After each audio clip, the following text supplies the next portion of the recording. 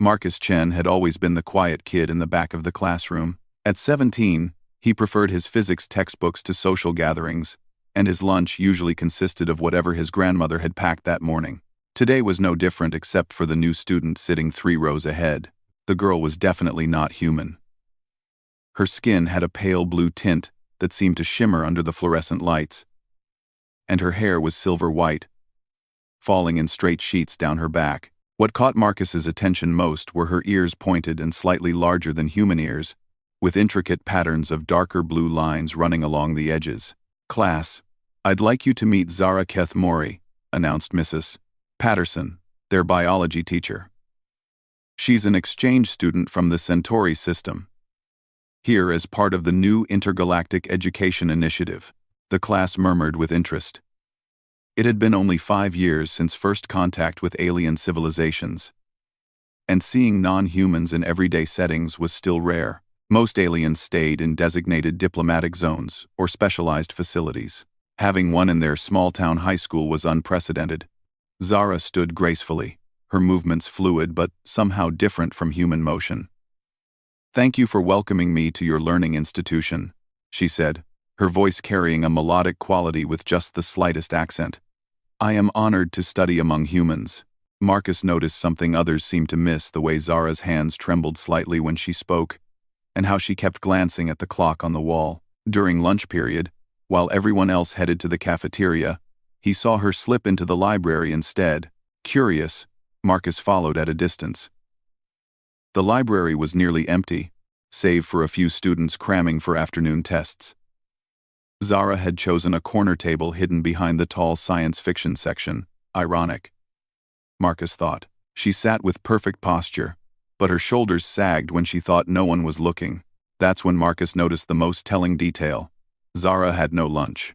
He watched as she pulled out a sleek tablet device and began working on what appeared to be homework, occasionally glancing toward the cafeteria entrance. Her stomach made a low rumbling sound that seemed amplified in the quiet library.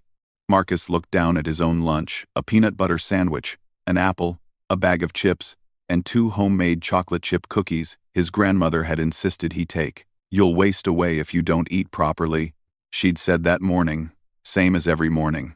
Without overthinking it, Marcus approached Zara's table. She looked up, startled, her large violet eyes wide with surprise. "Hi," Marcus said, suddenly feeling awkward. "I'm Marcus. We're in biology together." "Yes, I remember you," Zara replied, quickly closing her tablet. "You sit in the posterior section and take extensive notes." "That's one way to put it." Marcus shifted his weight from one foot to the other. "Listen, I couldn't help but notice you didn't go to lunch. My grandmother always packs way more food than I can eat, and I thought maybe." He pulled out one of the chocolate chip cookies, wrapped in napkin, and placed it on the table between them. "These are really good. My grandmother makes them from scratch." Zara stared at the cookie as if it were made of precious metal. I cannot accept your sustenance. It would not be proper. It's just a cookie," Marcus said gently. "And you look hungry." For a moment, Zara's careful composure cracked. Her hand moved toward the cookie before she caught herself. "My nutrition requirements are likely different from yours. What if your food is harmful to my physiology?" Marcus pulled out his phone and showed her the screen. "I looked up Centauri physiology last week when I heard we were getting an exchange student. Your species can eat most of the same things we do, just not anything with capsaicin. This is just flour, butter, sugar, eggs, vanilla, and chocolate chips." Zara's eyes widened further. "You researched my species' dietary needs?" "Well, yeah. I figured if we were going to have a classmate from another star system, I should probably learn something about your people." Marcus realized how that might sound. Not in a weird way, just, basic courtesy. For the first time since arriving at school, Zara smiled. It was a small smile, but it transformed her entire face. That is, unexpectedly thoughtful. She carefully unwrapped the cookie and took a small bite. Her eyes closed as she chewed, and a soft sound of appreciation escaped her lips. "This is extraordinary. The texture, The sweetness we have. Nothing like this on my world. Keep it," Marcus said, backing away before she could protest further. "And if you want, there's another one in my bag. I'll be in the computer lab if you change your mind." Marcus left the library feeling strangely warm inside, unaware that his simple act of kindness had been observed by someone else entirely. Dr. Harrison Webb, the school's principal, had been doing his routine lunch patrol when he witnessed the exchange. As a former military man who'd served during the tense early years after first contact, he recognized the significance of what he'd just seen. More importantly, he recognized something about Zara that the students and other teachers had missed. That evening, Dr. Webb made a phone call that would change everything. "Colonel Martinez? This is Harry Webb, Millfield High School. I need to report something unusual about our Centauri exchange student." "No, sir. Nothing threatening. Quite the opposite, actually. I think we might have a problem. And more importantly, I think we might have found something special in one of our students." Meanwhile, Marcus arrived home to find his family gathered around the dinner table as usual. The Chen household was a multi-generational affair. His parents, his grandmother Mei Lin, and his younger sister Emma, who was 14 and had opinions about everything. "How was school, sweetheart?" his mother asked as she passed him a bowl of steamed rice. "Pretty normal. We have that exchange student I mentioned, the Centauri girl." "Oh, how exciting." His father, an accountant with a secret love for science fiction, perked up immediately. "What are her people like? Are they very different from the descriptions in the media?" Marcus considered this as he helped himself to vegetables. "She seems lonely, I guess, and hungry. I don't think she had any lunch today." His grandmother, who had been quietly eating, suddenly looked up. "Hungry? Why would a student not have food?" "I don't know, Nai. Maybe their food doesn't ship well. Or maybe there's some kind of mix-up with her host family arrangements." Mei Lin Chen had lived through the Japanese occupation of China, the Communist Revolution, and immigration to America in the 1972. She had strong opinions about many things, but strongest of all was her opinion about making sure people were properly fed. "This is unacceptable," she declared, setting down her chopsticks with authority. "No child should go hungry, regardless of which star they come from." Nai, I gave her a cookie." "A cookie? One cookie?" Mei Lin stood up abruptly. "Marcus, tomorrow you will bring extra lunch for this girl. Proper lunch. And you will invite her to come eat with our family. Grandmother, I don't think. No arguments. Emma, you will help me prepare suitable foods tomorrow morning. We must research what her people can eat safely." Emma grinned, already pulling out her tablet. "On it, Nai. I'll find out everything about Centauri dietary needs." Marcus's parents exchanged amused glances. When Mei Lin Chen decided to take care of someone, resistance was futile. "Son," his father said, "you might have just adopted an alien into our family without realizing it." The next morning, Marcus arrived at school carrying enough food to feed half the basketball team.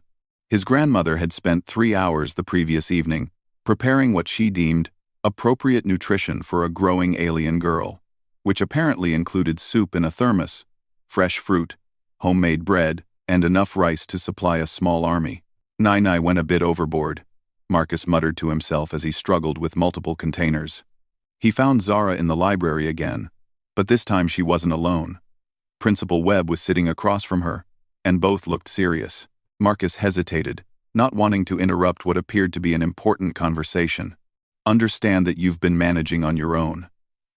But this situation is not sustainable," Dr. Webb was saying, in a gentle but firm voice. "I can endure," Zara replied, though her voice lacked conviction. "The host family arrangement fell through due to a bureaucratic error. But I am capable of self-sufficiency. Miss Kethmori, you're 17 years old and you've been sleeping in the school greenhouse for 3 days." Marcus nearly dropped the food containers. "Sleeping in the greenhouse?" No wonder she looked exhausted. Dr. Webb continued. "The original arrangement was supposed to provide housing, meals, and cultural integration support. Without that, You're essentially homeless in a foreign country on a foreign planet. I do not wish to be a burden, Zara said quietly. Perhaps it would be better if I returned to Centauri Prime. Absolutely not, Doctor, Webb said firmly. You've come here to learn about humans and our culture. Well, let me tell you something about human culture. We don't abandon people in need. That's when Marcus stepped forward, his decision made. Excuse me, Dr. Webb? I couldn't help overhearing. Both adults turned to look at him, and Zara's expression brightened slightly at the sight of the food containers. Marcus, Dr. Webb said, this is a private conversation. Actually, sir, I think it concerns me too. Zara, would you like to have lunch with my family today? Zara looked confused. Your family? My grandmother sent enough food for about 6 people, and she specifically told me to invite you to eat with us. Marcus set the containers on the table, and if you need a place to stay temporarily, well, we have a guest room. Dr. Webb raised an eyebrow. Mr. Chen, that's very generous, but this is a complex situation involving interplanetary diplomatic protocols. With respect, sir, Marcus said, surprising himself with his boldness. Diplomatic protocols didn't pack her lunch or notice she was sleeping outside. Zara stared at Marcus as if he'd offered her the universe. Your family would welcome me? But you barely know me.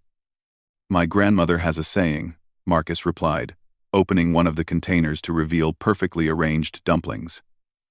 She says that kindness doesn't require a long acquaintance, just an open heart. The smell of Maylin's cooking filled the air, and Zara's stomach responded with an audible rumble. Doctor, Webb looked between the 2 teenagers and made a decision that would have repercussions far beyond Millfield High School.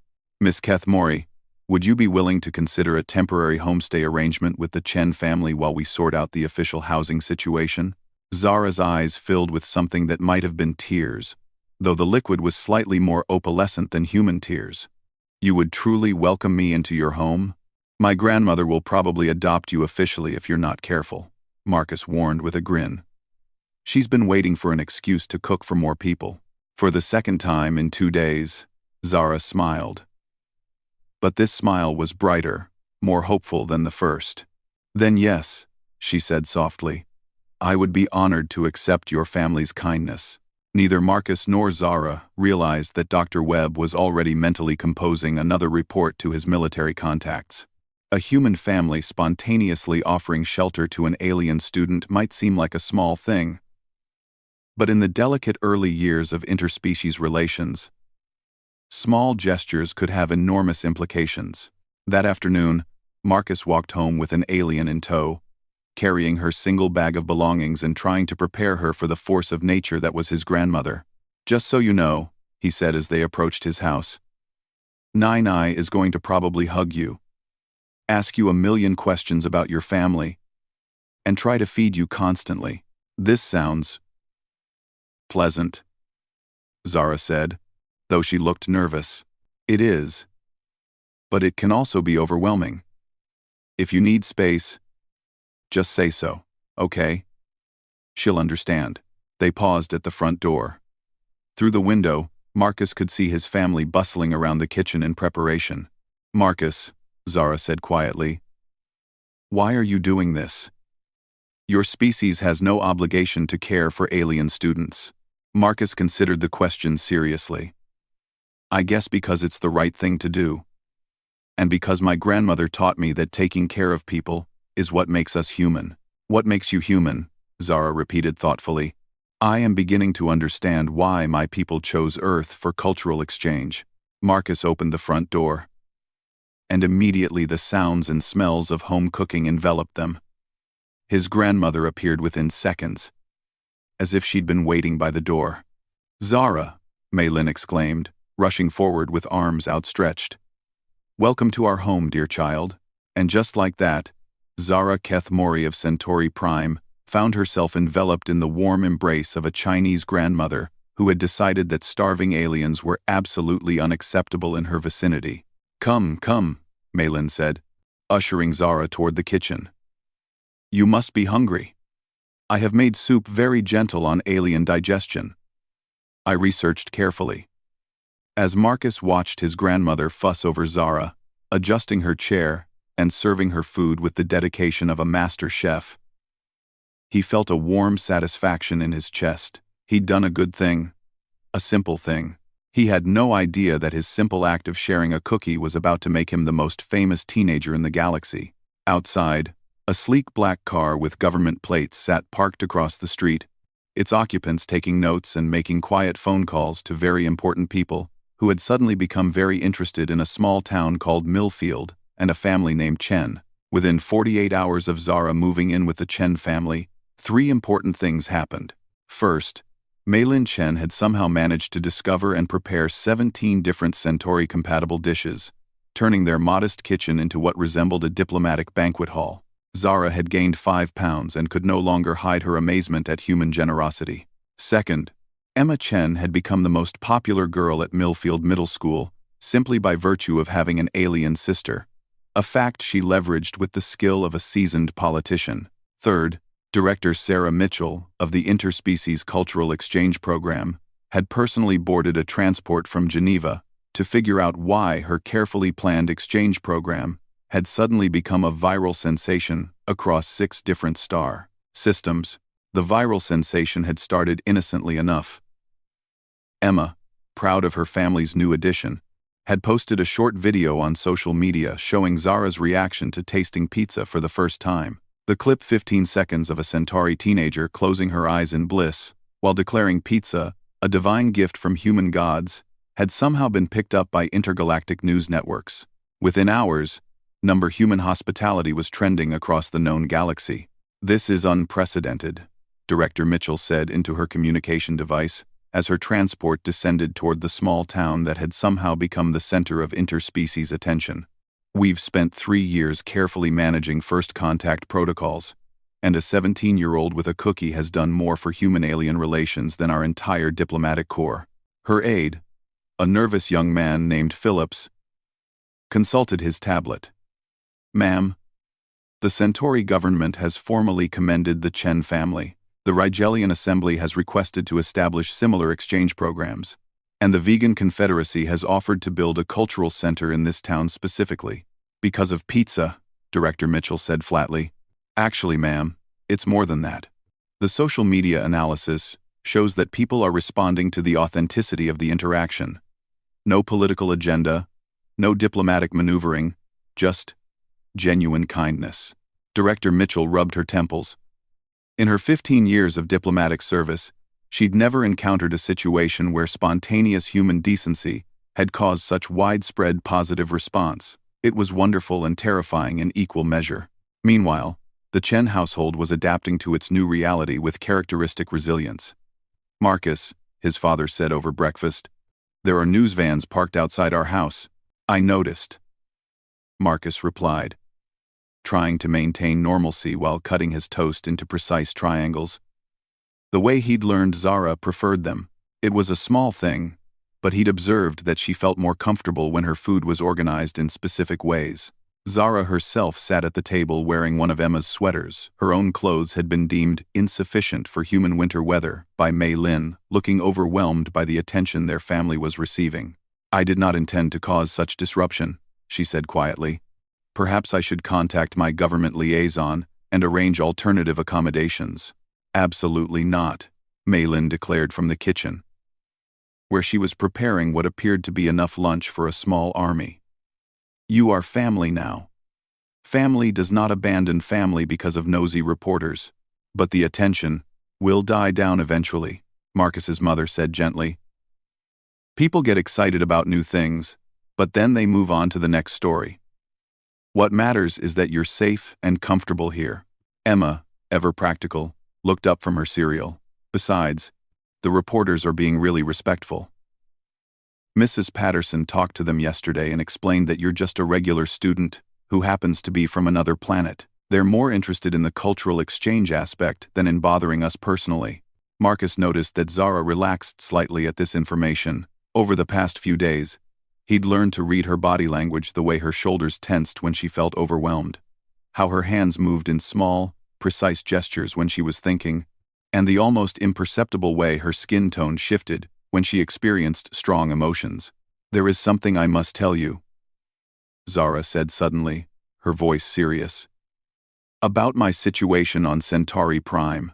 The family looked at her expectantly, and Marcus felt a familiar protective instinct rising in his chest. Over the past few days, he'd begun to suspect there was more to Zara's story than a simple exchange program mishap.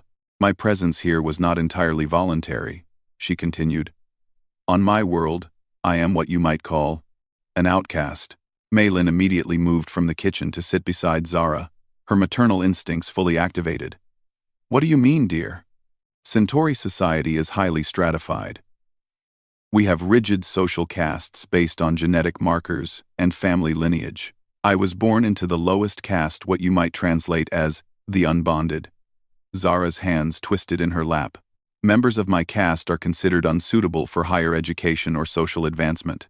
Emma frowned. But you're obviously super smart. You understand our physics better than most of our students do. Intelligence is not relevant to caste determination, Zara explained. It is based entirely on bloodline and genetic expression. When the opportunity for cultural exchange arose, families in higher castes were offered the chance to send their children. I was selected only because no one else wanted the position. Marcus felt anger building in his chest. They basically banished you. The expectation was that I would fail to adapt to human culture and return to Centauri Prime having proven the inherent limitations of my caste, Zara said matter-of-factly. The housing arrangement falling through was not an accident. The Chen family sat in stunned silence for a moment, processing this information. Finally, Maylin spoke, her voice carrying the steel that had helped her survive decades of hardship. Well then, she said, I suppose we shall have to prove them wrong. Marcus's father cleared his throat. Zara, you should know that what you've just described sounds like institutionalized discrimination. On Earth, we have laws against that sort of thing. And more importantly, his mother added, you should know that your caste or bloodline or whatever doesn't matter to us. We care about who you are as a person. Zara's skin tone shifted to a warmer blue, which Marcus had learned indicated emotional overwhelm. Thank you. Your acceptance means more than you know. Good, Emma said briskly. Now that that's settled, we should probably figure out how to handle the media attention. Because I have a feeling this story is about to get a lot bigger. Emma's prediction proved accurate. By noon, Director Mitchell had arrived at Millfield High School for what was supposed to be a routine diplomatic visit, but had instead become an impromptu press conference. Director Mitchell called a reporter from the Intergalactic Broadcasting Network. What is the official response to the widespread positive reaction to the Chen family's informal adoption of the Centauri exchange student? Director Mitchell, a seasoned diplomat, chose her words carefully. The interspecies cultural exchange program is pleased to see such genuine cross-species friendship developing. The Chen family exemplifies the best of human hospitality. Is it true that the Centauri government initially opposed the exchange program? The Centauri government has been fully cooperative with all cultural exchange initiatives, Mitchell replied diplomatically, though she privately noted the reporter's surprisingly informed question. Dr. Webb stepped forward. If I may, I'd like to address the educational aspect of this situation. Zara has been an exemplary student who has contributed enormously to our school community. Her presence has enriched our understanding of interspecies cooperation and shown our students the value of embracing diversity. What Dr. Webb didn't mention was the classified briefing he'd received that morning from his military contacts. Apparently, Zara's academic performance and social integration were being monitored by intelligence services from 3 different governments, all of whom were very interested in the implications of successful human-alien cultural blending. Meanwhile, Marcus was experiencing his own version of culture shock in the form of sudden celebrity status. Walking through the school hallways had become an exercise in navigation, as students and teachers alike wanted to hear about his alien sister. Dude, is it true she can, read minds? Asked Jake Morrison, a basketball player who had never previously acknowledged Marcus's existence. No, Jake, she's telepathically normal. But she's super strong, right? I heard all aliens have super strength. She's about as strong as anyone else our age. Maybe a little more flexible because of different bone density, but nothing superhuman. Marcus was rescued from further questions by the arrival of Zara herself, who had developed the habit of finding him between classes. He noticed she looked tired, and there were subtle signs of stress in her posture. "How are you holding up?" he asked as they walked toward the library, their unofficial refuge. "The attention is intense," she admitted. "I am not accustomed to being the center of focus. On Centauri Prime, members of my caste are expected to remain invisible." "You're not invisible here," Marcus said firmly. "And you don't have to be." They settled into their usual corner of the library, where Zara pulled out her tablet to work on homework. Marcus noticed she was studying advanced quantum mechanics material that was several grade levels beyond what their school typically offered. "Is that for fun? Or are you actually taking a quantum mechanics class somewhere?" Zara glanced up, looking almost embarrassed. "It is for personal interest. Your human understanding of quantum dynamics is fascinating. Very different from Centauri approaches, but remarkably intuitive." "Show me," Marcus said impulsively. For the next hour, Zara walked him through concepts that made his brain hurt in the best possible way. Her explanations were clear and patient, and Marcus found himself understanding ideas that had previously seemed impossibly abstract. "You're an amazing teacher," he said when they finally took a break. "Teaching is not a career path available to my caste," Zara said automatically, then caught herself. "Or rather, it was not. I am still adjusting to the idea that my future need not be predetermined." "What would you want to do? If you could choose anything?" Zara was quiet for a long moment. "I think I would like to study the intersection of human and Centauri scientific approaches. Your species has such an innovative way of thinking about complex problems. I believe combining our methodologies could lead to remarkable discoveries." "That sounds incredible. Like, actually world-changing incredible. Perhaps, if I am able to complete my education and return to Centauri Prime with new perspectives, I might be able to influence change in our society's approach to caste limitations." Zara's expression grew determined. "Or perhaps I will choose to remain on Earth and contribute to human scientific advancement." The possibility that Zara might stay permanently had not occurred to Marcus before, and he found the idea both exciting and terrifying. Exciting because she had become genuinely important to his family. Terrifying because he was beginning to realize his feelings for her went beyond simple friendship. Their conversation was interrupted by the arrival of Principal Webb, who looked unusually serious. "Marcus, Zara, I need to speak with both of you. We've had some developments."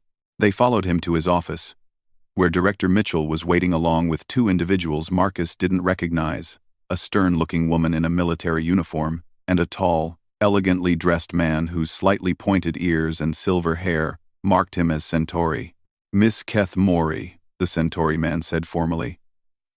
"I am Ambassador Thane Veltar. I have come to discuss your status in the exchange program." Zara's posture went rigid, and her skin tone shifted to a pale, almost white blue. "Ambassador. I did not expect direct contact from Centauri diplomatic personnel." "Yes. Well, your situation has become complicated." Ambassador Veltar consulted a tablet device. "The positive media attention surrounding your integration has created certain political pressures on Centauri Prime." Director Mitchell stepped forward. "What the ambassador is trying to say is that your success here has been somewhat embarrassing to the Centauri caste system. Higher caste families are demanding to know why an unbonded individual is performing better in cultural exchange than their own children would." Marcus felt his protective instincts flaring. "What does that mean for Zara?"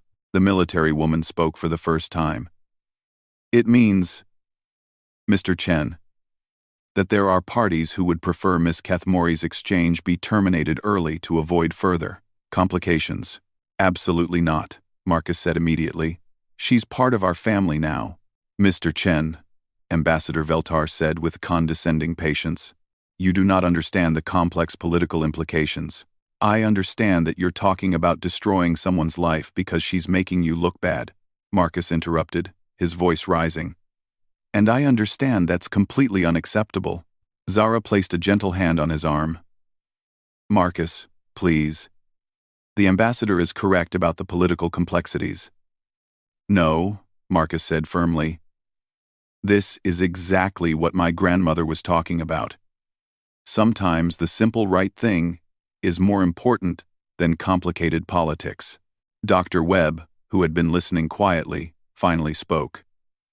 If I may, Ambassador, Mr. Chen raises an important point. From a human perspective, terminating Miss Kethmory's exchange for political convenience would be seen as a betrayal of the program's stated goals. And from a media perspective, Director Mitchell added smoothly, it would be a public relations disaster. The positive coverage we've received has been invaluable for interspecies relations. Unforty. Thanks for watching. And then on the video. Ambassador Veltar looked distinctly uncomfortable. The situation is delicate. Then, perhaps, said a new voice from the doorway, we should consider a different approach. Everyone turned to see Meilin Chen entering the office, carrying a large container of food and wearing an expression that Marcus recognized as his grandmother's diplomatic mode: polite, gracious, and absolutely immovable.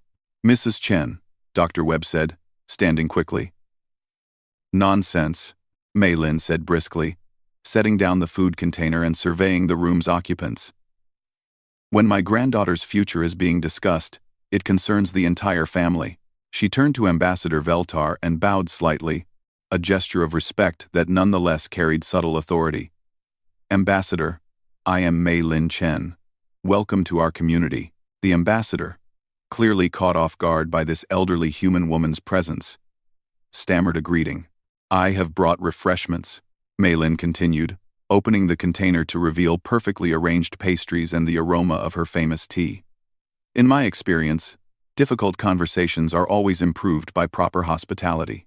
As she began serving food with practiced efficiency, she continued talking in a conversational tone that somehow commanded everyone's attention. You know, Ambassador, I have lived through many political changes in my lifetime. Wars, revolutions, social upheavals, but I have learned that the most lasting change comes not from political maneuvering, but from human connections, or in this case, human and Centauri connections. She handed the ambassador a cup of tea and a pastry, which he accepted automatically. Zara has become part of our family not because of politics or programs, but because she is a wonderful young person who deserves love and support. That is the story your media is responding to, not cultural exchange policies, but simple human decency. Meilin turned to address the room in general.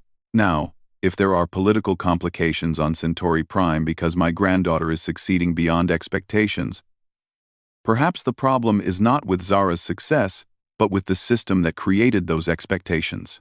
The silence that followed was profound.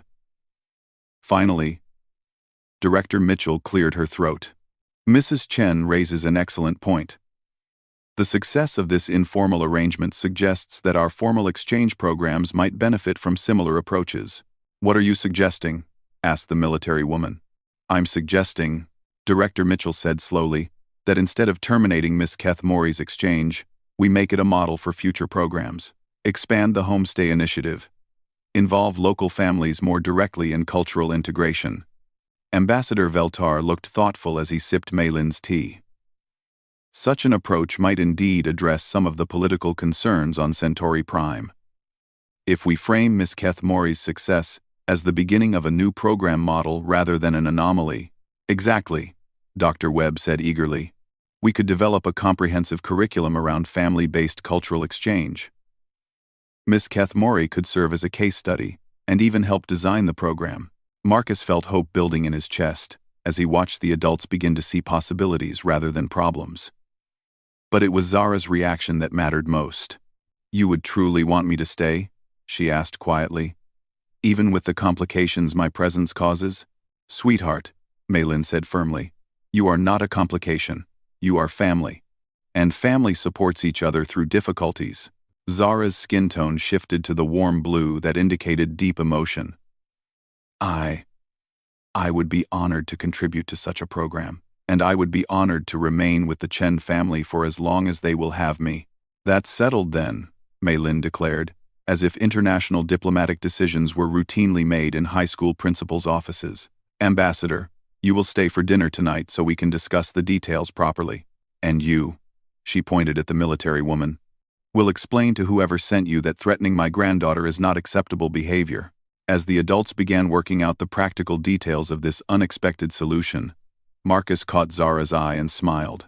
She smiled back, and for a moment, the complicated politics of interstellar relations faded away, leaving just two teenagers who had found something valuable in their unlikely friendship. Outside the office windows, the news vans were already packing up, moving on to the next story. But inside, something much more important than a news cycle was taking shape, the foundation of a new approach to interspecies cooperation, built on the simple human principle that kindness, when backed by determined love, could overcome even the most complex political obstacles. Ambassador Veltar, finishing his second cup of Maylin's tea, quietly contacted his superiors to inform them that the situation in Millfield had evolved beyond their expectations, and that perhaps it was time for Centauri society to examine some of its fundamental assumptions about social hierarchy and individual potential. The revolution, as it turned out, would be served with homemade cookies and unconditional family acceptance. 6 months after a simple cookie changed everything, Marcus Chen found himself standing in front of the United Nations Interspecies Council, trying not to be nervous about addressing delegates from 47 different worlds. The key to successful cultural integration, he said, reading from notes that Zara had helped him prepare, isn't complex diplomatic protocols or carefully managed interactions. It's treating people like people, regardless of which planet they come from. In the audience, Zara sat with his family, wearing the formal blue robes that marked her as an official cultural liaison, a position that had been created specifically for her when it became clear that her insights were invaluable to the exchange program. Next to her, Maylin beamed with pride, having spent the morning making sure Marcus's shirt was properly pressed and his hair was neat. The Chen family model, as it had become known in diplomatic circles, had been implemented in 43 countries and had resulted in a 96% success rate for cultural exchanges. More importantly, it had sparked broader conversations about social equality on 17 different worlds, including Centauri Prime. Marcus finished his speech to enthusiastic applause and returned to his seat, where Zara squeezed his hand in congratulation. "You did excellently," she whispered. "Though you forgot to mention the importance of proper nutrition in cross-species friendship development." "And her fact, that's your thing," Marcus whispered back. "I'm just the guy who happened to have cookies." The ceremony continued with presentations from other exchange participants. But Marcus found his attention wandering to the incredible journey that had brought them to this moment. The past 6 months had been a whirlwind of changes, both expected and surprising. Zara had not only completed her original exchange program with honors, but had been invited to stay on Earth to pursue advanced studies in comparative xenobiology, a field that essentially didn't exist before she created it.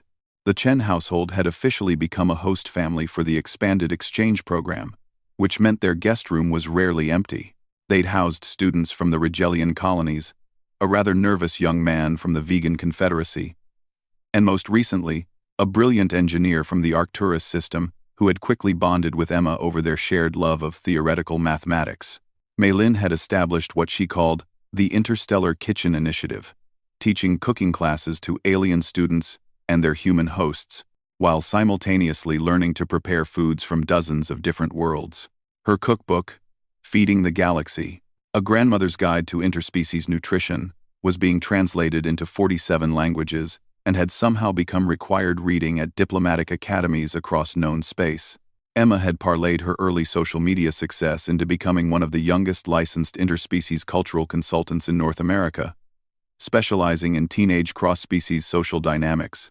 She was currently developing a documentary series about the exchange program for the Galactic Broadcasting Network. Marcus's parents had both taken leaves of absence from their regular jobs to help coordinate the expanded program, with his father handling logistics and his mother managing the psychological support services that had become essential to successful cultural integration.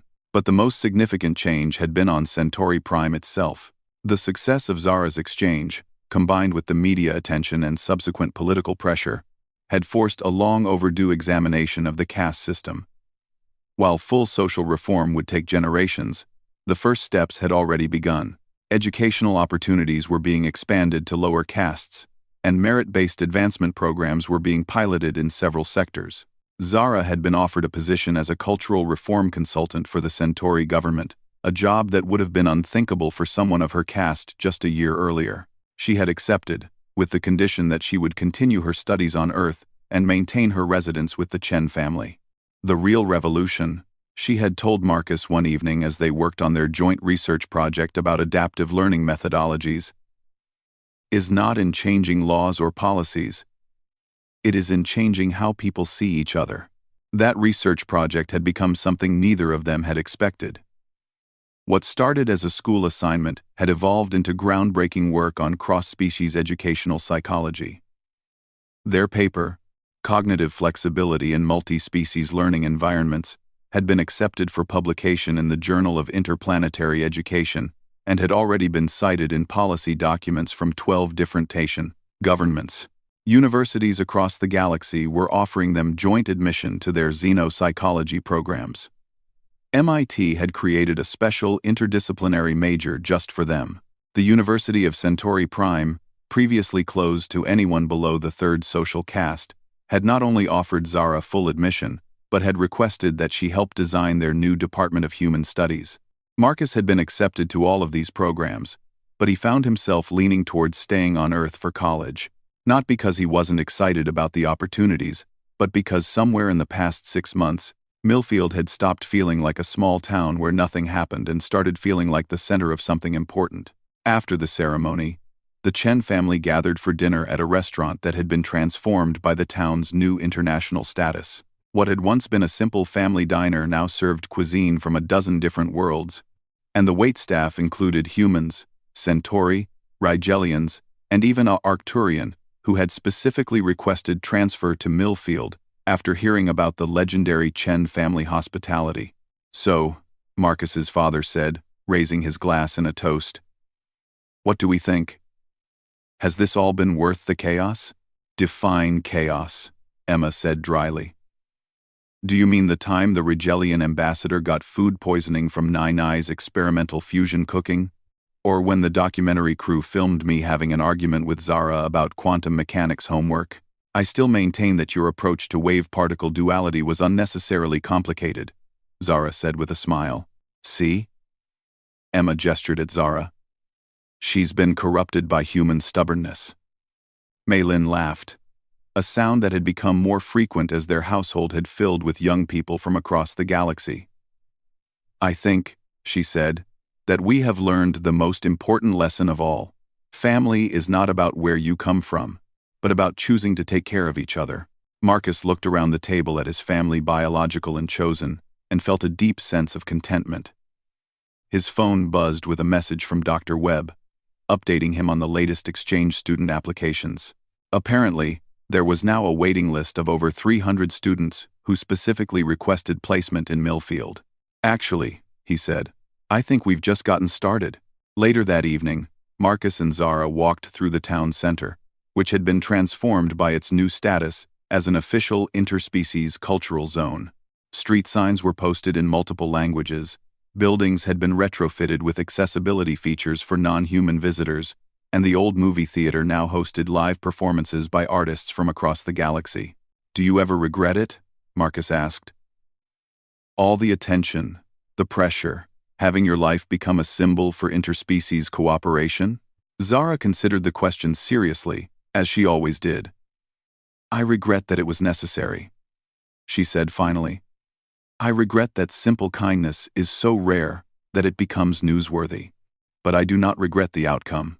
They paused in front of the community center, where construction was nearly complete on the new Galactic Cultural Exchange Institute. The building would house expanded exchange programs, research facilities, and a conference center for diplomatic meetings.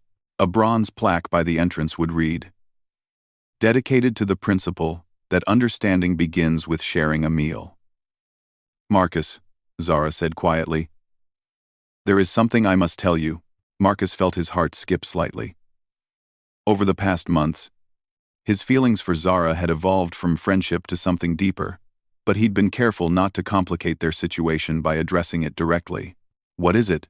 "I have been offered a position with the Interplanetary Council's Permanent Cultural Integration Committee. It would mean traveling between worlds, helping establish exchange programs on dozens of planets. Marcus felt a sudden chill. That sounds incredible. And important. It is both of those things, Zara agreed. But it would mean leaving Earth for significant periods. Leaving Millfield. Leaving your family. She paused. Leaving you. They stood in silence for a moment, watching a group of Rigelian teenagers laugh with their human friends outside the ice cream shop that had become a popular gathering spot for exchange students. What do you want to do? Marcus asked. I want, Zara said slowly, to ask you something that may be presumptuous. Ask me. The council position would allow me to designate a research partner and cultural consultant, someone who understands both the human perspective and the broader implications of interspecies integration. She turned to face him directly. Would you consider taking that position with me? Marcus stared at her. You're asking me to travel the galaxy, helping establish cultural exchange programs? I am asking you to continue the work we started. Together. Zara, I'm 17. I've never been off Earth. I don't have any official qualifications for interplanetary diplomacy. You have the most important qualification, Zara said firmly. You understand that treating people with kindness and respect is not complicated. You understand that family can be chosen, that barriers can be overcome, and that small gestures can have enormous consequences. Marcus looked at the bronze plaque, thinking about the chain of events that had started with a shared cookie. What about college? What about our research project? We would complete our education through the Council's Advanced Studies program, working with professors from universities across the galaxy. Our research would expand to include dozens of species and cultural contexts. Zara's expression grew earnest. Marcus, we could help prevent other students from experiencing what I experienced. We could help build a galaxy where a person's origin does not determine their possibilities. And we'd do this together? If you are willing. Marcus thought about his options. He could stay on Earth, attend MIT, have a normal college experience, and probably contribute to important work in traditional academic settings. Or he could leap into the unknown with someone who had already changed his life in ways he was still discovering. Yes, he said, surprising himself with the certainty in his voice. Yes, I want to do this with you. Zara's smile could have powered the newly installed fusion generators in the cultural center. Truly? Truly. But I have one condition. Truly, what condition? We come back to Millfield for family dinners at least once a month. Nine will never forgive us if we don't, and honestly, I don't want to imagine traveling the galaxy without her care packages. Zara laughed. A sound that had become one of Marcus's favorite things in any language. I would not dream of it. Besides, I suspect your grandmother will want to establish cooking exchange programs on every world we visit.